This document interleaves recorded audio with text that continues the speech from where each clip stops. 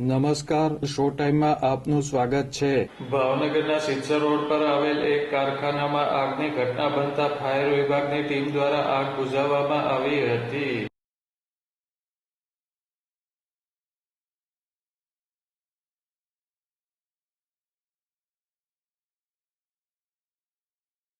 શહેરના સિત્સર રોડ શુભનગર વિસ્તારમાં આવેલ એક કારખાનામાં વેલ્ડિંગ કામ શરૂ હતું તે દરમિયાન આગની ઘટના બની હતી.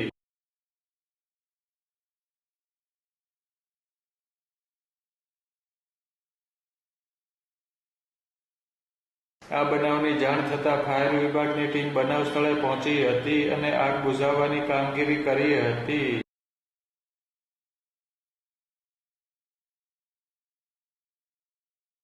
આ બનાવ અંગે ફાયર વિભાગના કર્મચારીએ માહિતી આપી હતી. આજરોજ 11 કલાકે ફાયર કંટ્રોલ રૂમમાં કોલ મળેલ કે ગર્લ એડવાઇઝર નામની ફેક્ટરીમાં સિલિન્ડરમાં આગ લાગેલ છે, જે વેલ્ડિંગની કંપની વેલ્ડિંગ કરી રહી હતી. અંદાજે ત્યાં આવીને ફાઇટર સાથે આવીને તપાસ કરતા એક બાટલામાં લીકેજના કારણે આગ લાગેલ હતી, જેને અહીંયા અમે આવીને લીકેજ દૂર કરીને આગ બુઝાવેલ છે. આગનું કારણ કે નુકસાની જાણવા મળેલ. આગની આ ઘટનામાં સદનસીબે જાનહાનિ થઈ ન હતી.